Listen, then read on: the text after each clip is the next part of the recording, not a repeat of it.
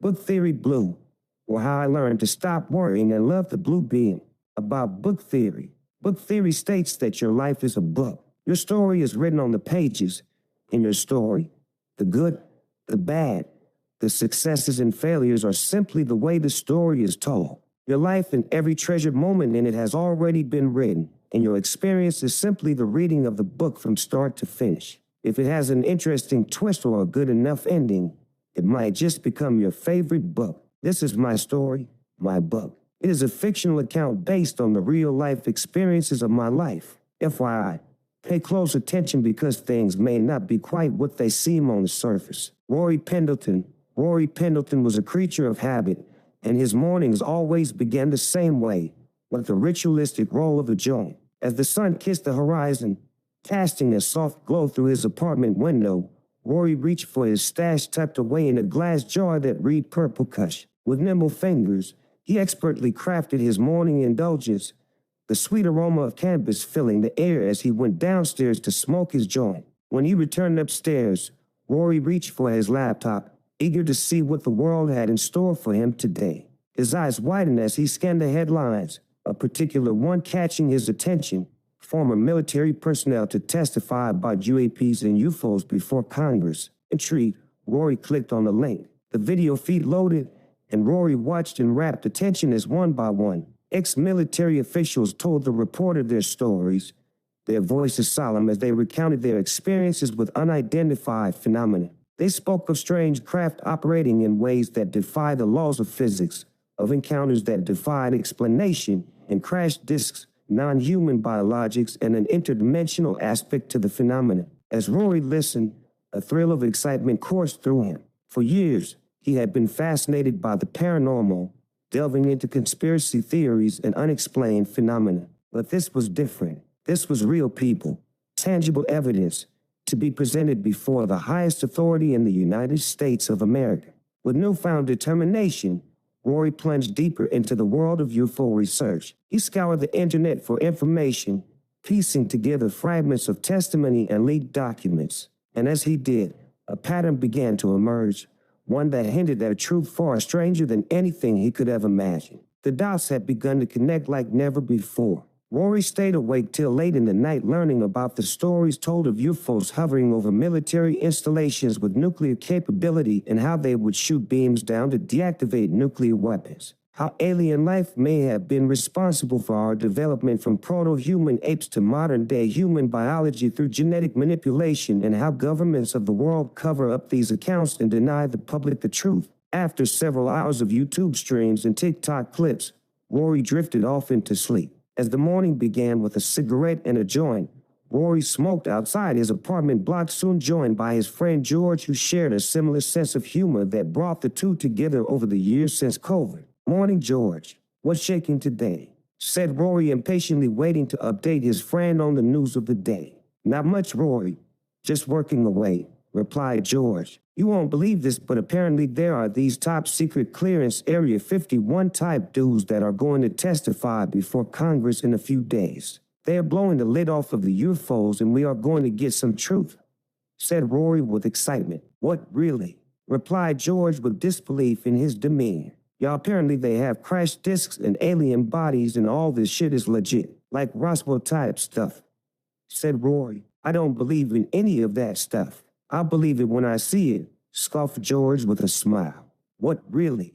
"I don't know, man. I think this shit's real. UFOs and aliens are now current events. Anyways, do you know when Teddy gets back?" "I haven't seen him in days," Rory asked. "I think he's back tomorrow. He was visiting family in Edmond, and I'm thinking," George explained. Rory went for a short walk through the park, his mind crunching on the problem of the conflicting stories of UFOs over the years. His determination was unshaken as he felt that he was really onto something amazing. He pondered the accounts brought forward by Dr. Stephen Greer and the indication that non-human biologics were alien in origin, coming from star systems near and far, numbering in the 70 to 80 different species documented. Something that troubled Rory was the stories that there was a reverse engineering program run by the military to create man-made craft with technology derived from crashed UFOs. Walking through the park listening to his beach playlist, his mind wandered to fantasy scenarios of first contact and meeting an actual alien.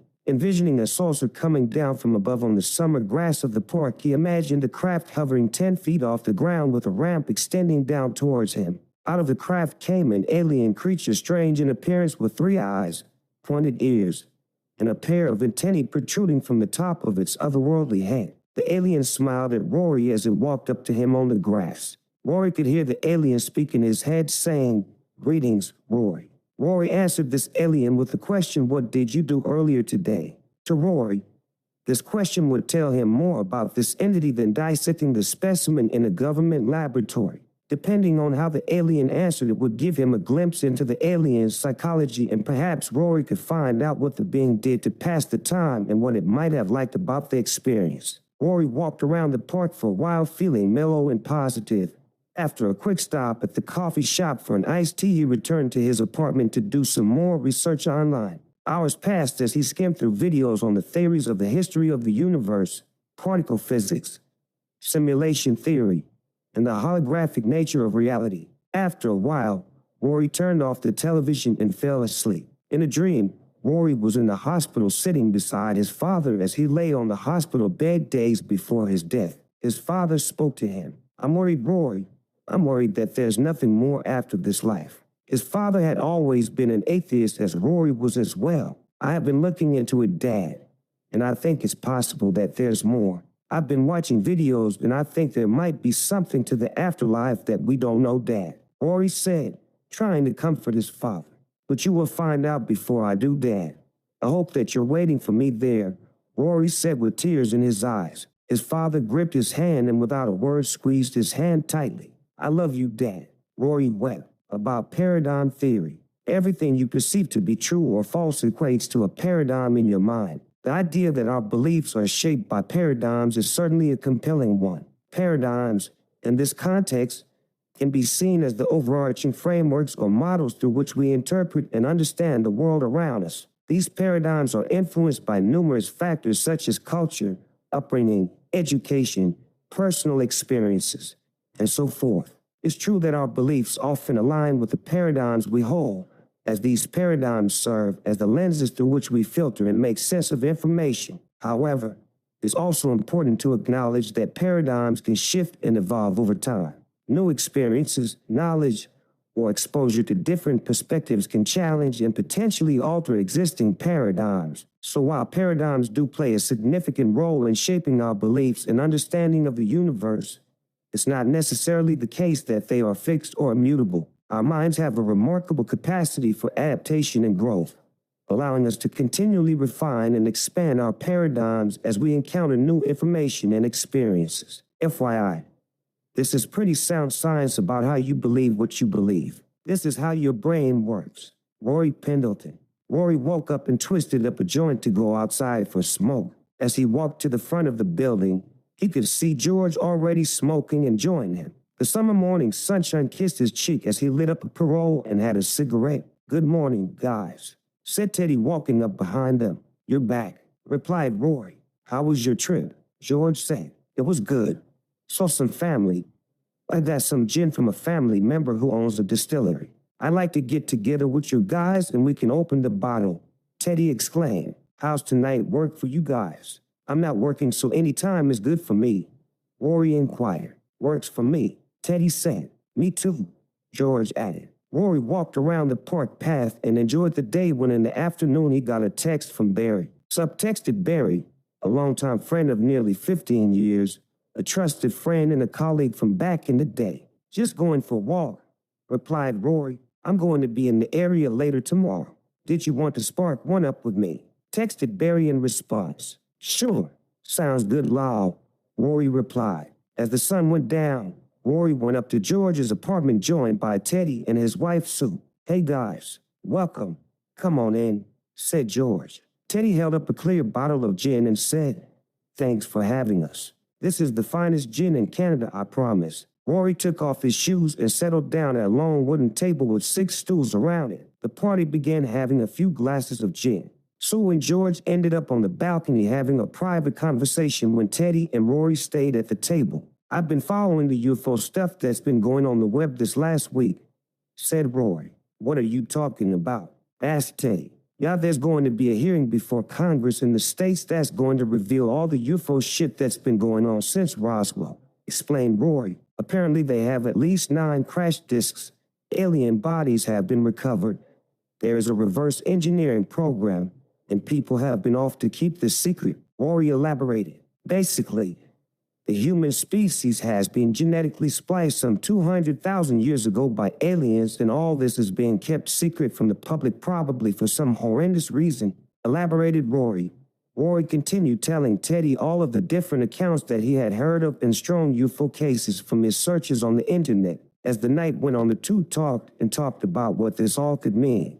Eventually, George and Susan rejoined them, and the night ended at 3 a.m. with a smoke outside. Teddy looked distant and pensive before they all retired to the apartment block to go to sleep. Morning came and Rory took a walk down to the dispensary down the street. He opened the door and entered, walking slowly up to the counter. The clerk greeted him with an excited smile.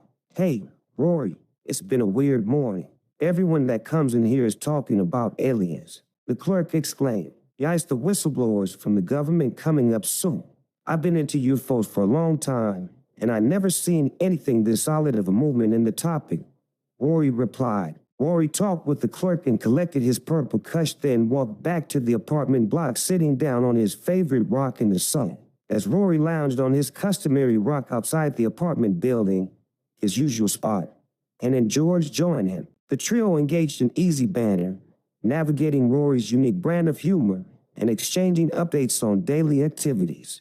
Moments later, Teddy approached with a serious expression clouding his face. Waiting until the others had wandered off, Teddy turned to Rory and remarked, "You know, you mentioned some things last night that were rather unsettling." Rory shrugged, replying, "Oh, I don't recall everything I said, but I don't fabricate stories, and I wouldn't do anything to harm you," Rory assured Teddy. Teddy walked away slowly, seemingly uncomforted by the exchange. Rory followed shortly afterwards to return to his apartment. Time passed as Rory continued to search the internet for information on UAPs and tried to learn as much as he could as the news stories continued to develop. News of a craft shot down so large that they built a building over it to hide it from sight. Suddenly, a resounding knock echoed through the room, jolting Rory from the comfort of the couch. Swiftly, he rose and approached the door, peering through the peephole to find Teddy waiting on the other side. With a welcoming gesture, Rory swung the door open wide, greeting Teddy with a casual, "Hey there, Teddy. What's on your mind? Have you heard anything about me? Are people talking about me to you?" Teddy inquired anxiously. "I feel like something's going on, but I'm in the dark." Rory reassured him. "I don't know what you mean, Teddy.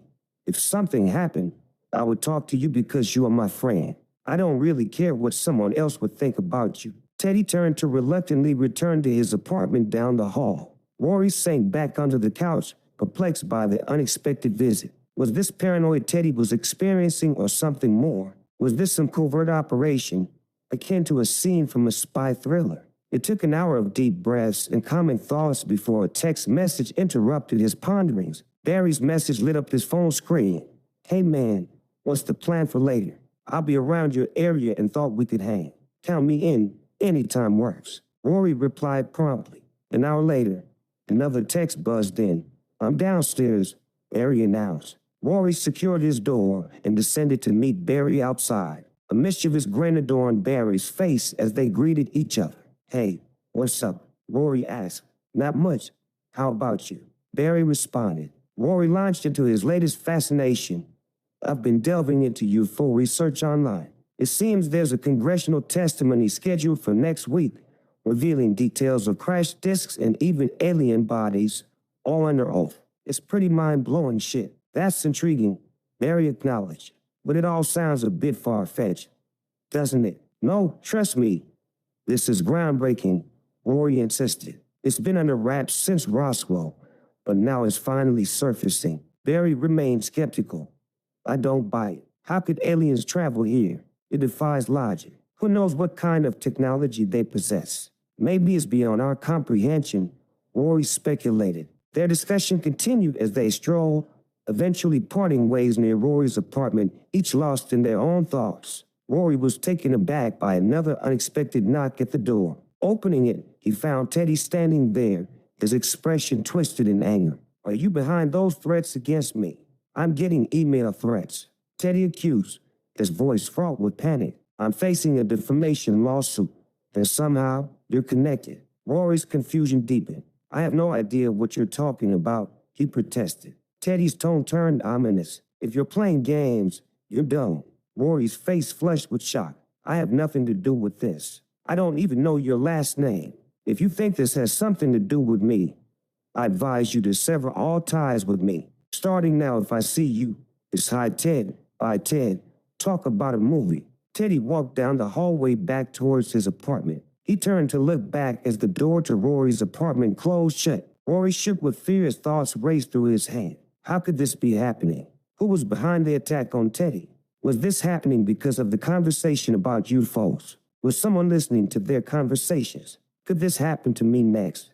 About purple and blue beings. In the kaleidoscope of human emotions, the spectrum of positivity and negativity intertwines, giving rise to a fascinating dichotomy embodied by purple and blue beings. These metaphorical rays of light symbolize contrasting facets of human interaction, each carrying its own unique energy and implications. The radiance of purple beams.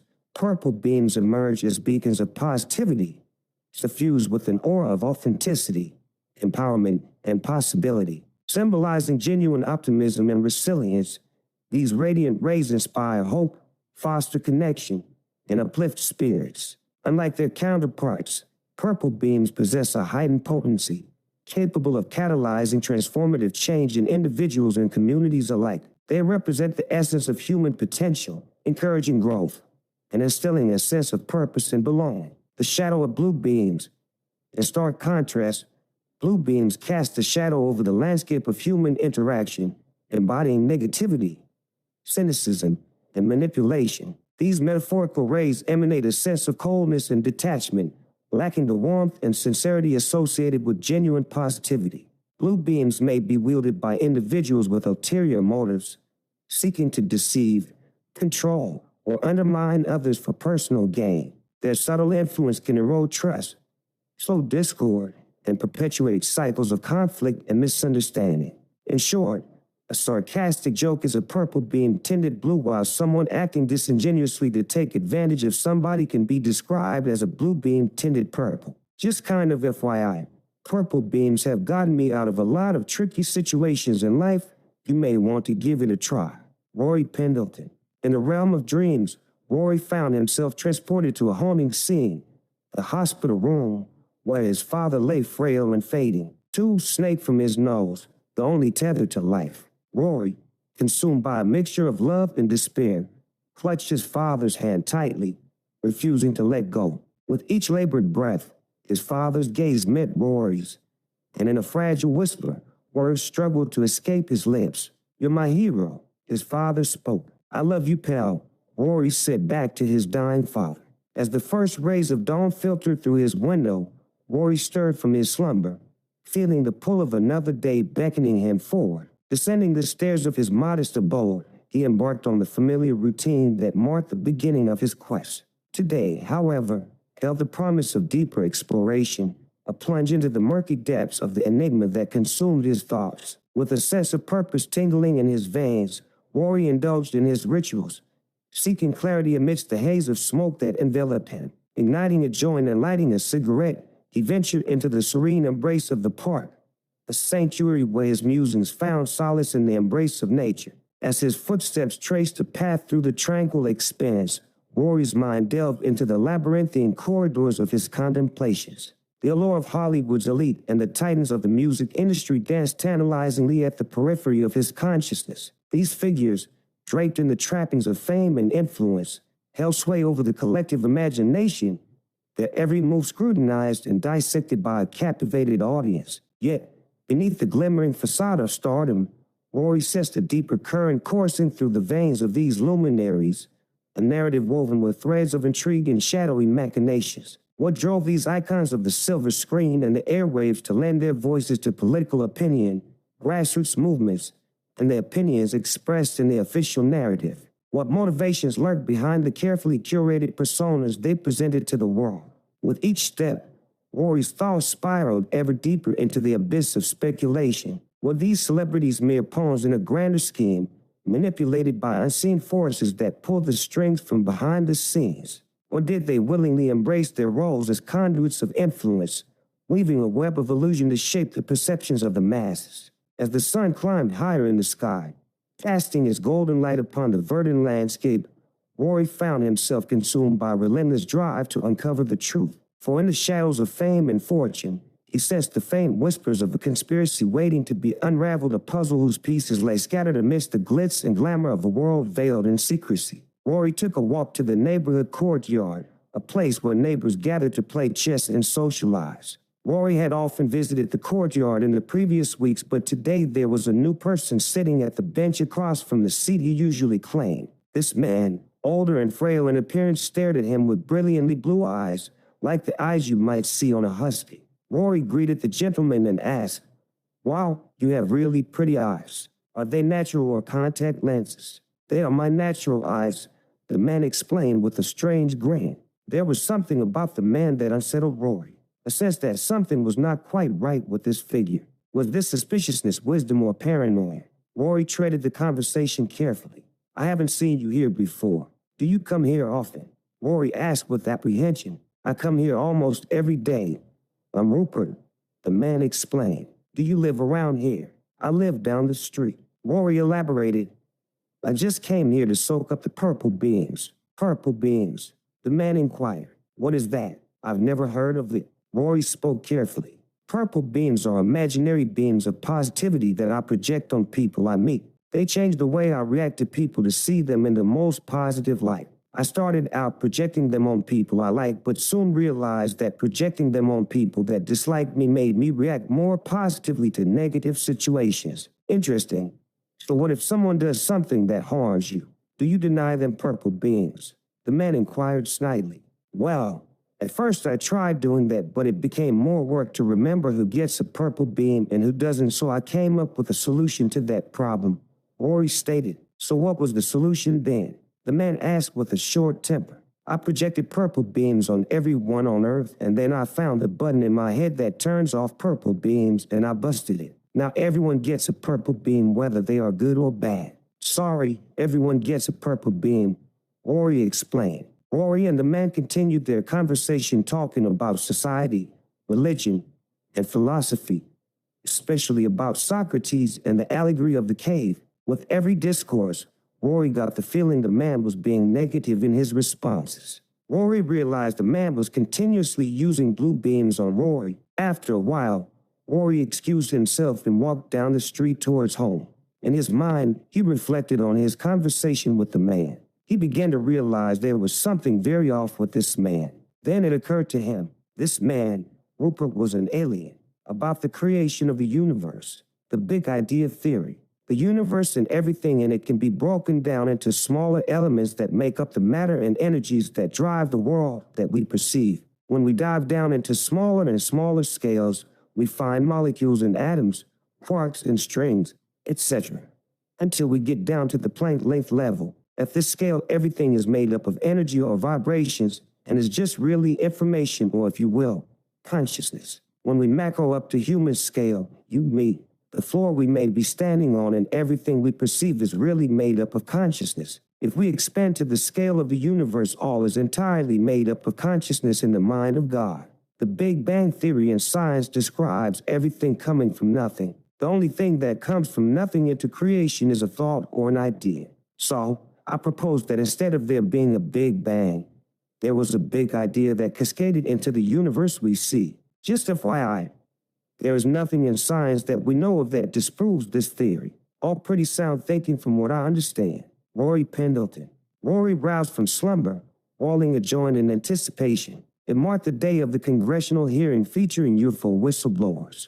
Heading downstairs to indulge, he returned upstairs to await the UFO revelations. The program commenced, featuring Navy pilots recounting encounters with the enigmatic Tic Tac UAP. Then, David Grush took the stand, presenting 3 pivotal points: retrieval of crashed disks for technological reverse engineering projects, recovery of alien remains comprising non-human biological entities, highlighting an interdimensional aspect to the phenomenon, suggesting origins beyond our dimensions, Rory felt exhilarated. He couldn't wait for the mainstream news to report on the hearing. Finally, everyone would see what he had seen for so very long, that UFOs and aliens exist and are as real as he had always believed. Time passed as Rory switched through the online channels of mainstream media.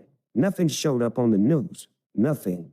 Absolutely fucking nothing. Rory felt a sinking feeling in his stomach. He felt sick with worry. How could this be ignored? This is the biggest news story of all time, and it's not even a blip on mainstream news. Rory couldn't figure this out. Was the media compromised?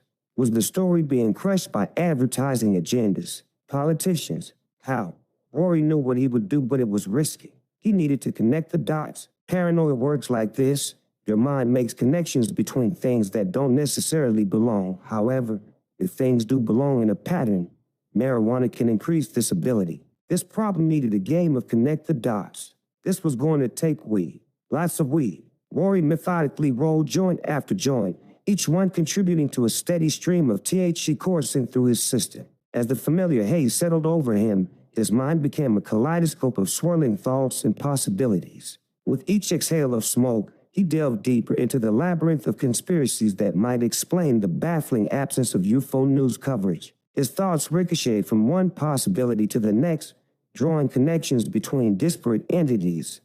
The CIA, powerful banking institutions, billionaires with vested interests, and shadowy corporate forces. In the swirling mists of his mind, dots began to emerge, faint at first, but steadily coalescing into a web of intrigue and suspicion. With each drag of his joint, Rory's perception sharpened, revealing patterns and linkages that had eluded him before. The threads of conspiracy intertwined, forming a complex tapestry of hidden agendas and clandestine maneuvers. As he gazed into the smoke-filled haze, Rory knew that he was onto something profound, something that could shake the very foundations of the world as he knew it. Late at night, Rory left the apartment for a cigarette outside. He lit his smoke and stood by the tree in front. After a while, a neighborhood acquaintance stumbled along towards him. He could tell by his demeanor that the man was a little drunk. The man spoke as he got closer. "Hey, did you hear about the UFOs on the internet? Holy fuck, this shit is real." The man seemed a little uneasy. Rory responded to him, "Yeah, but did you see Gresh talk about the interdimensional aspect to the phenomenon? Basically, extradimensional beings are crossing over into our fucking reality. Holy fucking shit." The man paused and then said again, "Holy fucking shit." Rory continued to drag on his cigarette as the neighbor continued home. Rory looked up at the moon and stopped to ponder before returning upstairs. Rory found his thoughts awash with a myriad of dots, each representing a piece of a complex puzzle. Paradigms shifted and rearranged themselves, unveiling new perspectives. What was once clear became muddled, and what was hidden emerged into the light. And then, amidst the chaos of his mind's dance, he glimpsed it, the onion, with its layers upon layers. At its core lay the masses of Earth's population, burdened by the weight of their existence. Above them sat the layers of governments, followed by the influential echelons of billionaires and corporations. Layer after layer peeled away, revealing the intricate web of power and influence. At the very top resided an enigmatic force, an extra-dimensional entity known as Mr. Blue, orchestrating events like a sinister puppet master. And yet, encompassing all layers of the onion, Rory perceived a greater presence, the entirety of existence itself, embodied in the concept of God. Exhausted and numbed by the weight of the world, Rory collapsed onto his couch, surrendering to the embrace of sleep. The world is a farm. We are all driven towards pain and suffering by a malicious force in control of our society in order to milk us like cows of negative energy. Every country, every institution, every corporation, everything is an elaborate lie told to us by the same liar. Imagine a vast, sprawling farm, stretching beyond the horizon, where every individual is but a mere livestock in the grand scheme of things. Yet, this is no ordinary farm.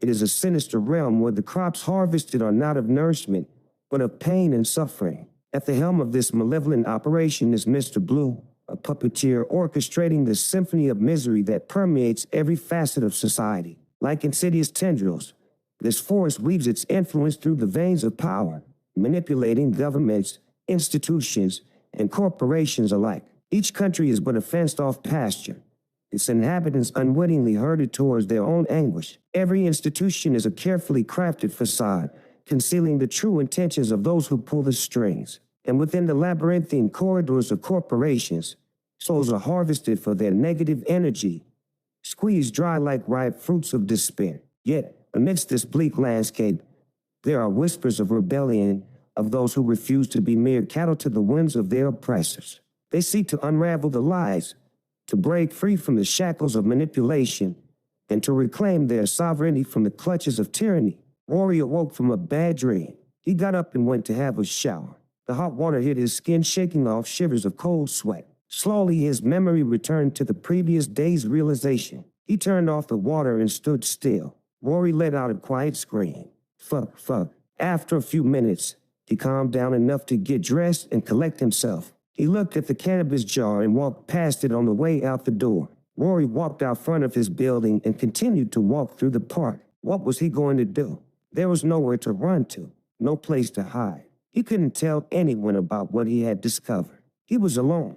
Collecting his thoughts, he formed a new plan. He would start a new project. Book Theory Blue. He would create a story that could be communicated to people in the form of fiction. A sucker punch strike against Mr. Blue. If he invented a fake movie that communicated the points he believed everyone needed to know about Mr. Blue and the fake world they were so invested in, then there was a chance at breaking our chains. He walked down the street now, but started noticing the eyes of people walking down the street. Any one of these people could be aliens, skin things, whatever you want to call them. This situation was more dire than previously imagined. He bought a pack of cigarettes at the convenience store and walked down to the courtyard. Many of his neighborhood friends were there, all the familiar faces except Rupert. Sitting in a chair in the sun, Rory felt relaxed for the first time in a long while.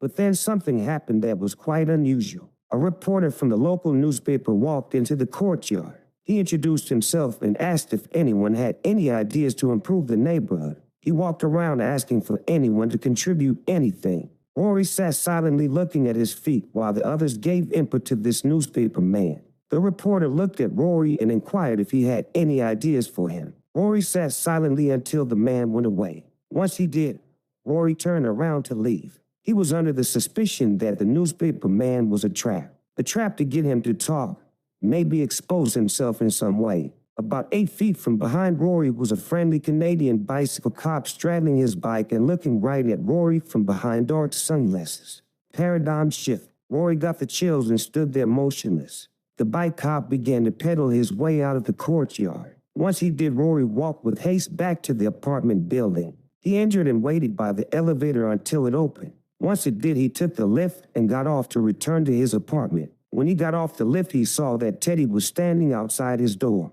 Teddy saw Rory and said in an agitated tone, "Oh, Rory, I have a movie I wanted to talk about with you." Teddy continued to speak 2 words, "falling down." Rory replied hastily, "No, violence is not the way. Never violence." He shook his head. "I have a better movie for you.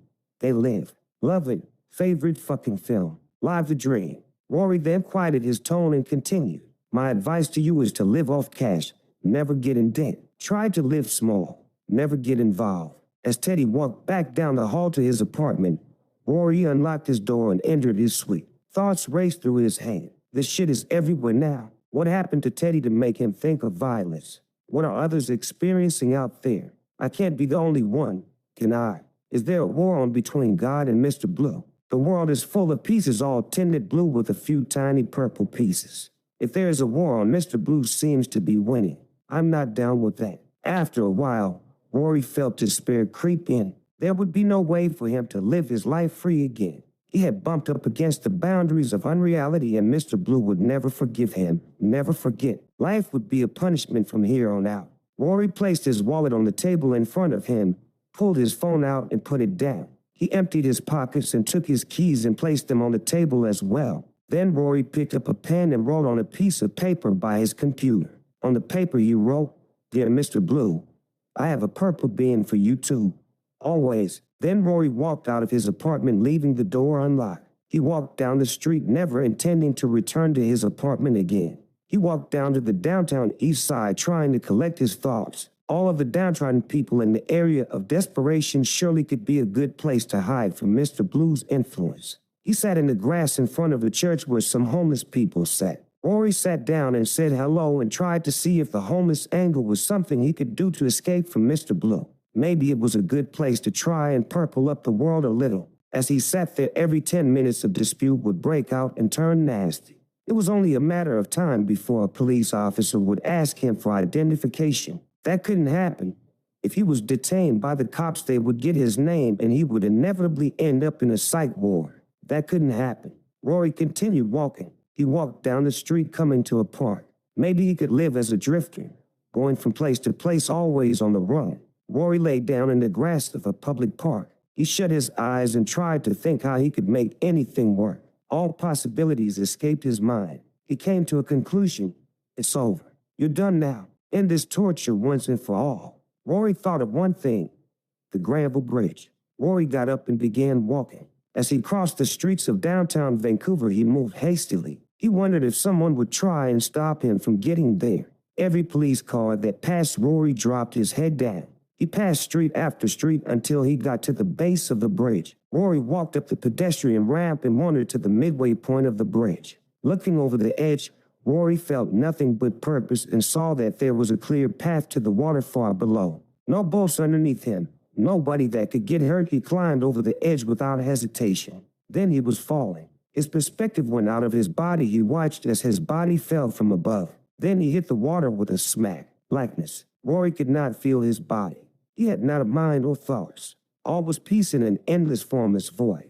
This feeling lasted for what felt like a couple of short minutes. Then Rory heard frantic voices he could not make out. His eyes opened to lights being flashed in his eyes. Confusing voices asked, "What is your name?" "Rory Pendleton." "My name is Rory Pendleton," he exclaimed. Rory was forced to endure tests and expensive scans and x-rays. The doctors were putting him through several tests until finally Rory, filled with pain, shouted, "Stop it. This is torture." Rory realized he was in a hospital bed. Pain surged through his broken body.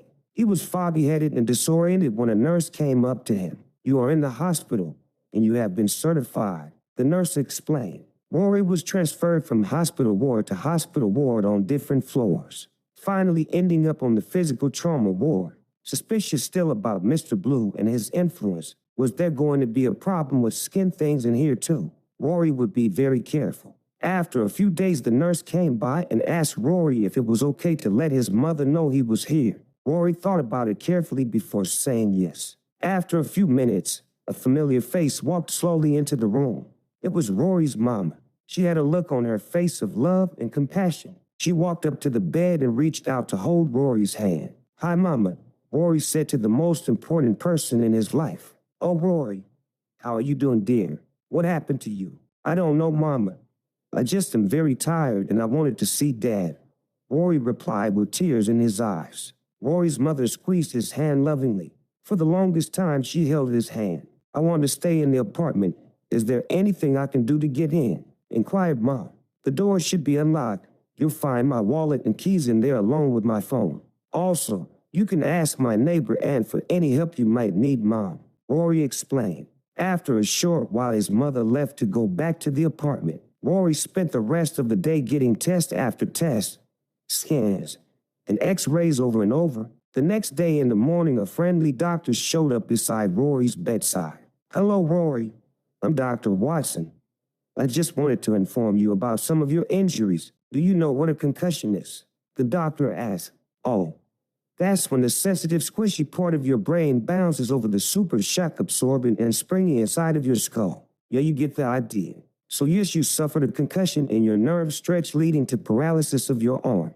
You're really lucky to be alive," the doctor added. "Will I be able to walk again?" Rory inquired. "In time, yes, we believe so," the doctor added. "How does your back feel, Rory?" said the doctor. "It feels like someone is sawing my back apart with a loving saw," Rory replied. "That should improve over time as your back heals." The doctor continued to inform Rory about his condition and outcome possibilities. When the doctor left, Rory dozed off into sleep. "Hi, buddy," a familiar voice called out from the door of the hospital room. It was Ann. "Ann, I'm so glad you're here," Rory excitedly remarked. Ann and Rory talked about how his condition was and talked at length about what was going on in the neighborhood. "They are going to keep me here until I've healed enough to go to the psych ward," They said I was suffering from psychosis. I guess it makes sense. Rory declared, keeping to himself what he knew about Mr. Blue and unreality. He certainly was not going to poison his loved ones with tales of skin things and global manipulation. Book Theory Blue was still the main plan.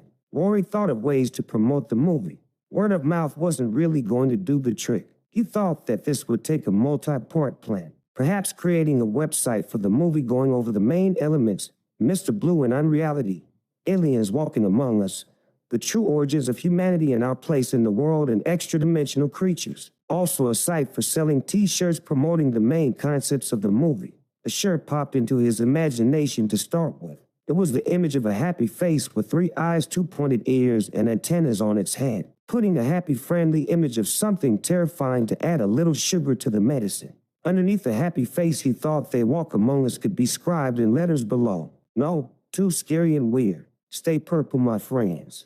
A way to acknowledge our common problem with a positive message. Stay purple.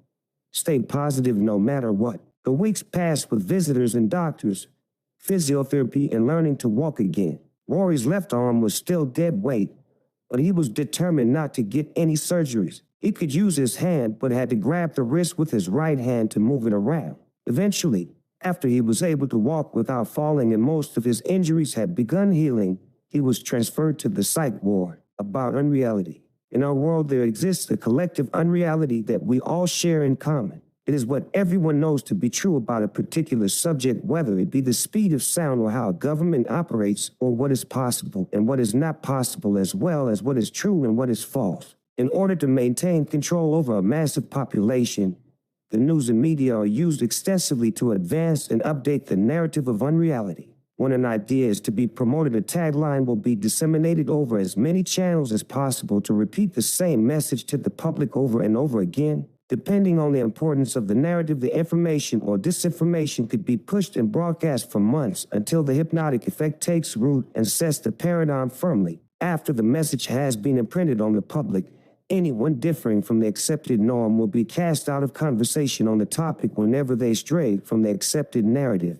If they have influence enough to change the narrative back to truth, they will be targeted and dealt with, often with a new narrative about them in particular, which can be pushed and promoted in an attempt to destroy their credibility and negate any damage that was done to the evolving narratives of subjective unreality. Guess what? FYI, this is one of the biggest truths I have ever discovered. Read it again if you need this concept to sink in. Rory Pendleton. The psych ward was a modern facility with multiple floors. The floor Rory was on was expansive with hallways interconnecting larger rooms, a seating area, laundry room, a lounge, and a kitchen. All of the patients on the ward were not violent and very sick. Rory was suffering from mania and psychosis, which led to him behaving in an animated version of himself fueled with positivity from the mania and a restless need to get his story out from the psychosis. Rory sat down in the seating area drinking a cup of tea. Entering the common area was a girl in her 20s who had obvious signs of depression. Her name was Purple Peach. She made eye contact with Rory before looking away. Rory waved hello and she looked the other way. One of the nurses came up to Rory and asked him if she could give him a blood pressure test. She was friendly and smiled at Rory. "What's purpling up your beams today?" Rory asked. "What are purple beams?" The nurse inquired. "Well, you have your purple beams of positivity, and then you got your blue beams. Blue beams are not my favorite type of beam, but yours are definitely on the purple side," Rory explained. After a few minutes, Purple Peach stood up and left to return to her room. Rory was starved for social activity, and it seemed like most of the people on the ward would take time to accept him and develop trust. After a few hours of wandering between the kitchen, the common areas, and his room, Rory finally got to see the doctor. In an office off the side of the ward, Rory met the psych doctor, the short, portly man in his 50s with glasses and $1 million smile. "Hello, Rory. I'm Dr. Dixon." The man smiled. "Hello, doctor," Rory responded with a relaxed smile. The doctor became serious. "So you jumped off the Granville Bridge. Why did you do that?" "I felt that an extra-dimensional being I called Mr. Blue was going to ruin my life no matter what I did, and I wanted to see my dad." Rory replied. "What makes you think that?" The doctor puzzled. "Well, I don't think that anymore. I'm turning my experience into an intellectual property that I can sell as a movie. The only thing I care about now is purple beams, Rory explained. Several days passed and Rory walked out past the nurse's station. A voice from behind the counter called out to Rory. You have a visitor today at 2 p.m. Someone named Barry. Oh, great, said Rory. His good friend was coming to see him. It means so much to someone on a psych ward to get in contact with someone who isn't in the position of being a nurse diagnosing your behavior or fellow patients who are all in serious situations. Rory waited excitedly for his friend to arrive. After a few hours, he saw Barry waiting outside the double-secured doors leading to the elevator. The nurses buzzed him in and he opened the door wide to meet Rory's smile. Hey, buddy, how are you? Smiled Barry. Not bad considering, Rory answered. Let's go down to the visiting room. Rory and Barry sat in the visiting room and Rory went over the details of what he believed happened and talked at length about purple beams, blue beams, Mr. Blue, an unreality in the context of a motion picture of his life. Barry seemed a bit apprehensive about the new Rory. An hour later, the two friends strolled back down the hall towards the exit doors. Barry approached the nurse station behind the counter, politely expressing his desire to leave. With a press of a button, the nurse unlocked the heavy door, causing it to buzz loudly. However, before Barry could step through, a young woman in her early 20s, sporting oversized glasses, dashed forward, flinging the door open in an attempt to flee. A male nurse quickly intervened, rushing forward to restrain the girl. It was in this moment that Rory first encountered the patient he would later refer to as Agent Andrea. After the chaos quieted down, Barry opened the door and disappeared into the elevator as the doors shut. Several days passed with a constant rotation of blood pressure tests, doctor visits, medication adjustments, and random social interactions with the various other guests at the psych hotel. One day during breakfast, Rory was sitting eating a hard-boiled egg when Purple Peach sat down with her tray across the table from Rory. I like your beams today, Purple Peach said unexpectedly. They're quite purple. Thanks, Rory replied. No blue beams here, I think. Peach remained quiet, focused on her breakfast, while Rory finished his meal. After tidying up his tray, he made his way to the common area. It struck him that this was the first time someone had acknowledged his purple beam theory. It brought a sense of validation, however small, to Rory's thoughts and ideas. Later that day, Rory was sitting in the common area still, and Peach walked by to pass the nurse's station. Peach, your husband is coming up for a visit in a half hour, the nurse said aloud. Okay, Peach answered the nurse. Not long after Peach's visitor arrived, a palpable tension seemed to fill the room. Peach's demeanor appeared subdued as she greeted her husband, her usual vivacity replaced by a flatness that was impossible to miss. Despite her efforts to maintain a facade of normalcy, there was a subtle air of discomfort that hung around her like a heavy shroud. Rory observed silently as Peach's husband enveloped her in a tight embrace, the gesture meant to offer comfort but seemingly unable to dispel the unease that lingered between them. As they exchanged hushed words, Rory couldn't help but notice the strained expressions that flitted across their faces, betraying the underlying turmoil beneath the surface. Finally, Peach and her visitor made their way towards the security doors, their footsteps echoing softly against the sterile hallway. Rory watched as they disappeared into the awaiting elevator, their departure marking the end of an encounter fraught with unspoken tension and unresolved emotions. Left in the wake of their departure, Rory couldn't shake the feeling of unease that settled over him. It was clear that there were issues simmering beneath the surface, hidden from view but palpable in the atmosphere they left behind. And as he pondered the complexities of human relationships, Rory couldn't help but wonder about the secrets and struggles that lay hidden behind closed doors. Rory went to the kitchen to get some cranberry juice. Later, he was in the seating area when he saw Peach return with her visitor. They said goodbye and Peach's husband left by the elevator. Peach came over and sat across from Rory. I had to use some blue beams today, Peach exclaimed. I'm sorry to hear that, Rory replied. I've had to do that too at times. It doesn't feel good, but sometimes it's necessary. I always try and make them as purple as possible, though. Yeah, it seems unavoidable sometimes, Peach said before getting up and walking to her room. As days turned into weeks, Rory's resilience and determination remained steadfast in the face of his ongoing recovery journey.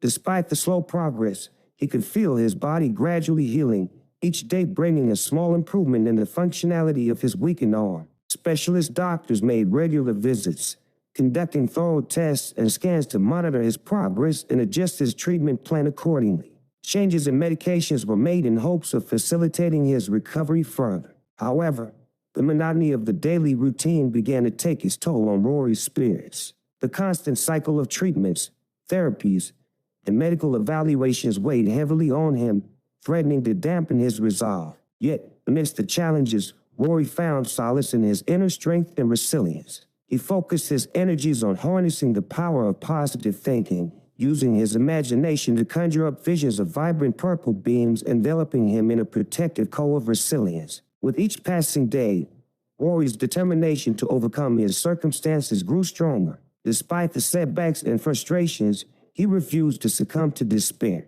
Instead, he channeled his energy into visualizing a brighter future, one where he would emerge from his confinement stronger and more resilient than ever before. And in those moments of uncertainty, Rory found comfort in the belief that his unwavering optimism would eventually lead him to freedom. One morning, 4 patients gathered in the lounge area waiting to go for a morning walk with a rec worker. Peach and Rory sat with a couple of others when Agent Andrea sat down with them. "Hey, Andrea," said Rory, "are you coming for the wall, or are you still in a scrappy risk?" He joked. Suddenly, Agent Andrea burst into tears and got up and walked away back to her room. "Fuck," said Rory. "I really fucked that up, didn't I?" "Yeah, I guess so. She'll get over it. Just give it time," replied Peach. The group left for their morning walk, eager to soak in the fresh air and the gentle breeze by the sea wall. As they strolled, the sound of crashing waves accompanied their footsteps, creating a serene ambience that lifted their spirits. The salty scent of the ocean filled their lungs, invigorating them with each breath. Rory, in particular, found solace in the familiar sights and sounds of the outdoors. As he walked alongside his companions, memories of past summer strolls flooded his mind. He remembered the warmth of the sun on his skin, the laughter shared with friends, and the sense of freedom that came with each step. Despite their brief excursion, the time spent outdoors was revitalizing for all. As they made their way back to the hospital, a sense of calmness settled over them, carrying them through the rest of the day. For Rory, the morning walk served as a gentle reminder of the joys found in simple pleasures and the healing power of nature. Back on the ward, Rory walked near the laundry room where Andrea was doing laundry. Rory approached Andrea with sincerity. "Hey, Andrea, I owe you an apology. When I was joking earlier, I thought I was using purple beans with a hint of blue, but seeing you hurt made me realize they were actually blue. I would never purposefully use blue beans on you. I just wanted to make sure you knew that." "Thank you, Rory. That really means a lot to me," Andrea replied warmly. Rory had spent a month in the psychiatric ward before his release. It felt like an eternity, confined and separated from his freedom. As he gathered his belongings and passed through the security door one final time, Rory couldn't help but smile. Finally, he was going home.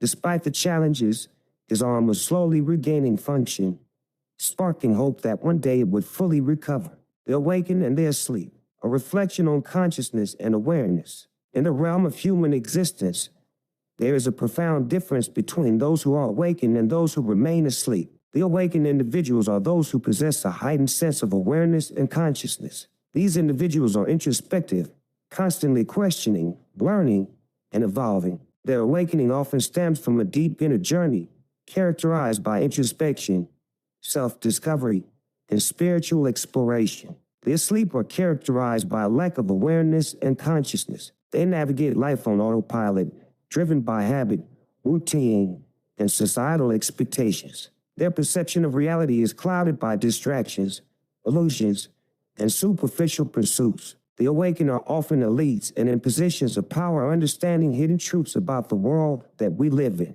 These individuals are able to coexist and collaborate with each other with the knowledge that they can protect each other through their shared understanding of the way the world works. Their sleep make up the majority of the population. Unfortunately, they are unaware of the systems that govern our existence. They will be easily swayed into embracing a political affiliation, believing that their side is right and just, and that their opposition is unjust and false. In the end, their efforts are concentrated on adjusting deck chairs on a sinking ship when they should be focusing on the bigger issues of living in a corrupted system. Just FYI, This is pretty fundamentally important, guys. Rory Pendleton.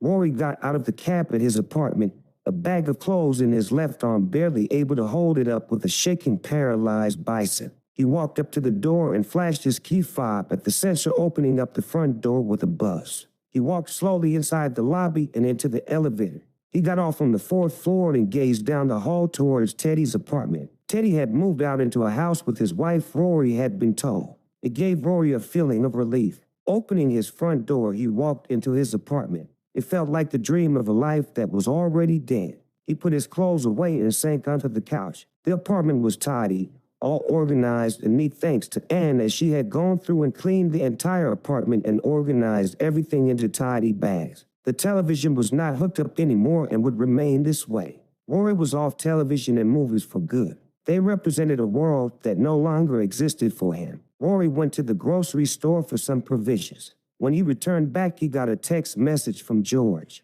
He put his shoes on and headed down for a smoke with his good friend whom he hadn't seen for 3 months. George was outside waiting for him with a subdued smile. "Hey, buddy, how are you doing?" Rory said, "I'm great. It's good to be back." Rory pulled out his cigarette package and pulled out a smoke with his right hand. He held a lighter and pulled his left arm up by the wrist in order to light his cigarette. "Got to do things a little differently now, buddy. I got a gangled arm," he joked. "I'm just glad to have you back, Rory. You gave me one hell of a scare with your little stunt. I thought I lost you."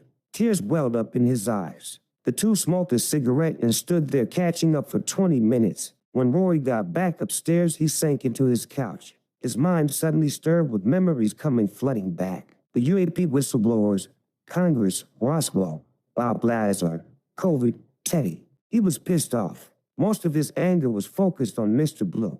"I'm going to get you, fucker," Rory thought. Rory unpacked his laptop and plugged in his stylus and tablet. Opening an illustration app, he began to draw. He drew a circle, then a smile, 3 dots for eyes, 2 pointed ears, and a pair of antennae. "Mr. Blue, you motherfucker." Underneath, he typed out the words, "Stay purple, my friends." Rory saved the image on his hard drive and uploaded it to an online custom t-shirt store where anyone could pay for the image to be printed on a shirt. Shots fired. Fuck you. Then Rory spent the next few hours making a website for his movie project. He made poster art with the title, Book Theory Blue, and the words, "Mr. Blue loves you but hates when you are happy. The only option left is to shine your purple beams." He put links to his Twitter account, a synopsis of the basic concepts of the film, a fantasy casting list of celebrities chosen for strategic reasons, and links to the t-shirt store website. Shots fired. Fuck you. What began as a suicide attempt was now a kamikaze mission to take down Mr. Blue using purple beams. Rory laid down on his couch. His mind wandered through the information he had accumulated in all the leads in this paranormal investigation. Thoughts stirred as he fell into a dream. 1930s. Nazis, through a study of occult practices, make contact with demonic entities, make agreements for technological advancement. 1940s. Through Operation Paperclip, Nazi scientists and technology are taken to the United States. Crash disks in America lead to more research and development on recreating UFO tech. 1950s. Project Blue Book is set up to study UFO encounters and reports. The entire project's goal is to debunk UFO sightings and to mislead the public consciousness and affect the structure of unreality. 1980s. Bob Lazar is let go from Area 51 and turns whistleblower, leaking information about the technology being reverse engineered for military applications. 1990s. Another employee of Area 51 turns whistleblower, telling of the presence of extradimensional beings infiltrating the higher levels of government. Skin things in control, essentially. 2020s. By this time, skin things are everywhere. The CIA cannot tell the difference between a human being and one of them. It's not unrealistic to assume these things have control of most governments and media. 2023. UAP and UFO whistleblowers testify before Congress. The news of this event is completely swept clean by the integrity of unreality. 2024. Miami Mall incident. Extra-dimensional beings cross over into our reality, being witnessed by dozens of people. Unreality is very effective in erasing this from the public view. In the following week, Rory found himself immersed in his creative process, channeling his fascination with UFO disclosure into crafting t-shirt designs. Each graphic he uploaded bore the imprint of his theories and phrases, all intricately tied to book theory blue. Yet, amidst his creative fervor, Rory couldn't shake off a nagging sense of unease. As he glanced around his neighborhood, he noticed a peculiar shift in the atmosphere. Those who had once been fervently discussing UFO disclosures and delving into the depths of conspiracy theories now seemed oddly subdued, their enthusiasm waning. It was as if a veil had been drawn over their eyes, obscuring the truths they had so eagerly embraced just months before. Rory pondered over this phenomenon, grappling with the unsettling notion that the very same individuals who had been awakened to the mysteries of the universe were now slipping back into a state of obliviousness. How could this be? What forces were at play to lull them back into complacency? The answer was clear to Rory. Unreality. Fucking unreality. A few months passed and fall became winter. Rory's back had begun to improve slowly and his arm regained much function. Rory was outside one day having a cigarette when Ann walked up from across the street towards him. "Hey, bud," Ann exclaimed, "have you ever heard of Project Blue Beam?" "I don't know.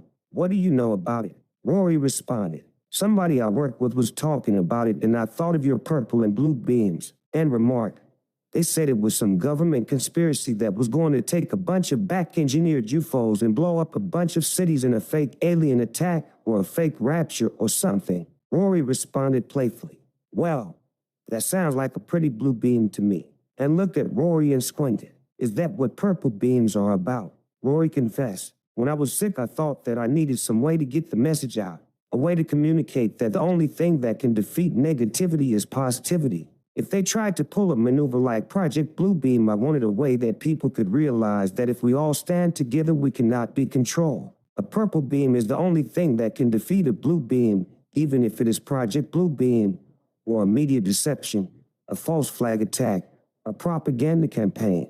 And shot Rory a sober look and inquired, "What is going on?